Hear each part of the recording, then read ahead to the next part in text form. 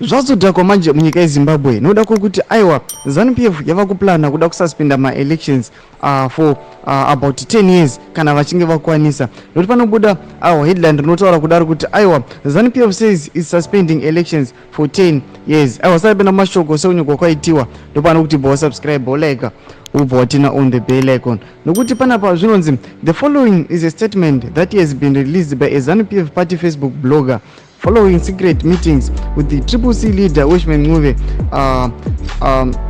with President Emerson Mnangagwa. Saka anoita mashoko kuti and to sustain Zimbabwe's developmental momentum, the notion of suspending elections until 2030 is proposed, a measure designed to maintain the dynamic progress achieved under the leadership of the Second Republic.